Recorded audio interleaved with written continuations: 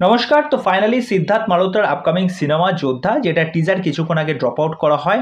টিজারের length হচ্ছে 1 minute. তো কেমন লাগলো টিজারটা, তা ডিটেলসে কথা বলবো। দেখুন, সিদ্ধার্থ মালহোত্রার প্রিভিয়াস যদি কাজ ওটিটিতে ইন্ডিয়ান পুলিশ ফোর্স দেখে থাকেন, সিদ্ধার্থ মালহোত্রার কাজ যদি আপনাদের ভালো লেগে থাকে, শেরশার যদি কাজ ভালো লেগে থাকে, তবেই কিন্তু আপনাদের যোদ্ধার কাজও ভালো লেগে থাকবে।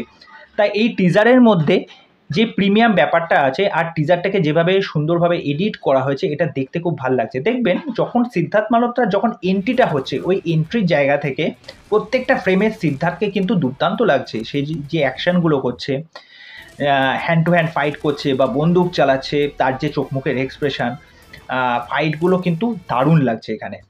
এবার বলে রাখি, এই যে গল্পটা হতে চলেছে, প্লেন হাইজ্যাকের ওপর গল্প হতে চলেছে।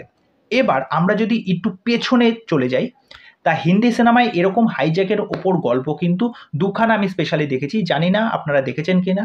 একটা হচ্ছে শাইনি আহুজা, একটারের নামটা মনে পড়ে, শাইনি আহুজার হাইজ্যাক বলে একটা সিনেমা, যেখানে কিন্তু আমরা ঈশা দেওয়াল এবং শাইনি আহুজাকে দেখতে পেয়েছিলাম। সে তার ওই প্লেনে মেয়ে ছিল, মেয়েকে বাঁচানোর জন্য কিন্তু সে উগ্রপন্থীদের সাথে লড়াই করেছিল। এবং আরেকটা সিনেমা হচ্ছে অজয় দেবগান, বিপাশা বসু, অভিষেক বচ্চন অভিনীত জমিন।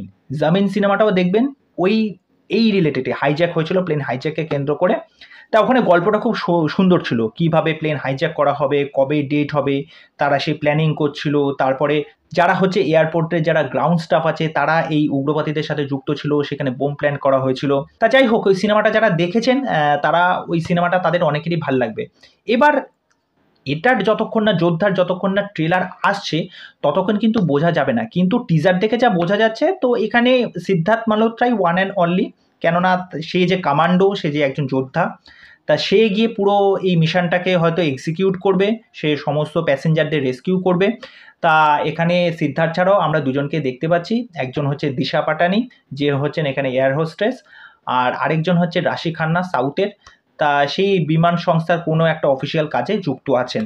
তা ওভারঅল টিজারটার মধ্যে যে ফিল গুড ব্যাপারটা, যে ভাইবসটা, সেটা ভাল লাগছে। সিদ্ধার্থকে অবশ্যই ভাল লাগছে। সিদ্ধার্থের যে অ্যাকশন আমরা সাথে দেখেছি, সিদ্ধার্থকে ভালো লেগেছিল।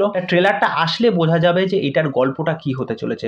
তো ওভারঅল সিদ্ধার্থের এই যোদ্ধার ব্যাপারটা নিয়ে এতদিন যে কানাঘুষো শোনা যাচ্ছিল যে গল্পটা কি হতে চলেছে, তা দেখুন গল্পটার মধ্যে যে খুব একটা যে নতুনত্ব বিষয় আছে, একদমই না। সেই ইন্ডিয়া পাকিস্তান, ওই সেই একই রকম সেই হাইজ্যাক করা হবে, সেই তাদেরকে গিয়ে উদ্ধার করবে। এবার এটা কিভাবে গল্পটাকে ন্যারেট করবে, কিভাবে সেটা দেখানো হবে, স্টোরিটা কতটা এঙ্গেজিং হবে, এটাই এখন দেখার বিষয়। তা এই বিষয়ে আপনাদের কি মতামত, সেটা অবশ্যই আমাকে কমেন্ট করে জানাবেন। তা চলুন, আজকের ভিডিও এখানেই শেষ করছি। পরবর্তী নেক্সট ভিডিওতে আবার দেখা হবে। আর চ্যানেলে যারা প্রথমবার ভিজিট করতে এসেছেন, তাদেরকে ওয়েলকাম। চ্যানেলে এসে আমার চ্যানেলটাকে সাবস্ক্রাইব করে দেবেন। এইভাবে আমার সাথে থাকবেন, পাশে থাকবেন। তবে আজকের মতো টাটা।